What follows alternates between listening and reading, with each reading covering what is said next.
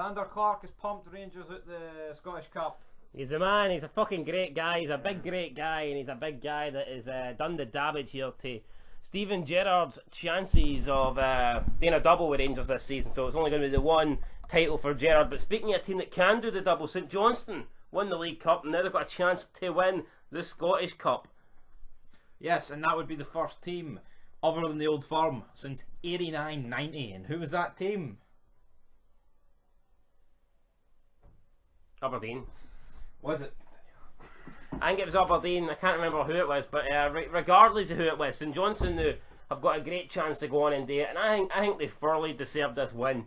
Rangers did dominate large spells of the game. I think Rangers dominated most of the game, or the game, if we're being honest. I mean, the first 90 minutes, St Johnstone, apart from like a Michael O'Halloran chance towards the end, really didn't create much at all. Rangers didn't create chance after chance after chance, but they dominated the game and had more chances than Johnstone did. And Zander Clark did have to pull off a couple of big saves, especially towards the end with about 10 minutes to go. Cross comes into the far post. Morelos, the ball's going away for goal. Morelos heads it across a back goal. Zander Clark is coming away for the ball and he manages to stick a big leg out and get his foot on it. Makes a great save, keeps St Johnstone in it. They go to extra time.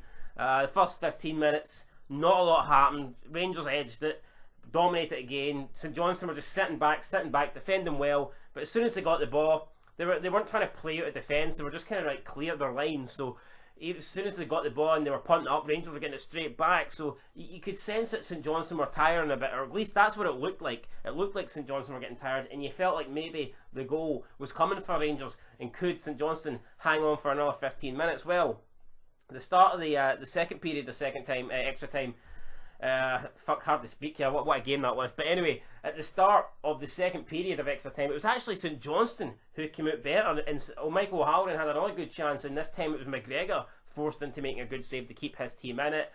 It looked like St Johnstone were going to be the team that potentially were going to get a goal, but it didn't happen because Rangers, through the captain, big James Tavernier, the guy's been scoring goals for fun this season. He scored another goal here today. I don't know why he was in the middle of the box waiting on it, but he was right place, right time. He bangs in a goal 5 minutes of time, and I did feel bad for St Johnstone. I really did, because I felt like they put so much into this game. They defended so well, and Zander Clark was good in nets. I felt like St Johnstone, even though Rangers were the better team, there's no doubt about that, I felt like St Johnstone defended well enough to at least earn a penalty shootout. So, I thought that's it, Rangers have won. But no, Rangers haven't won because the ball goes out for a corner kick. Zander Clark decides he's going to run up. Now you see this a lot. You see this often in games where there's a minute to go or whatever. Team gets a corner, the goalkeeper decides to run up, and like 9 times out of 10, when the ball gets crossed into the box, it doesn't even go near the goalkeeper. The goalkeeper in this situation is nearly always irrelevant. But this time, Zander Clark wasn't irrelevant. Not only did the ball go near him, he jumps up higher than anyone in the Rangers box, heads the ball towards goal, but apparently it's not even going in. It's going wide. He somehow doesn't get it on target, but the ball like nicks off Kerr, and it goes into the box. It goes into the goal, and it goes into the box, man. Yeah. Into the box. Sammy Kerr, I think, it's awarded. Not Sammy Kerr. Jason. Why am I calling him Sammy? Jason Kerr is awarded the goal, but fuck it, I'm giving it big Zander Clark.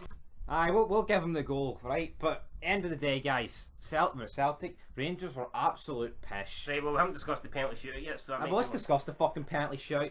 Tav and Kamar Roof bottle it. Was it good saves? I didn't even get to fucking see it because life's pish.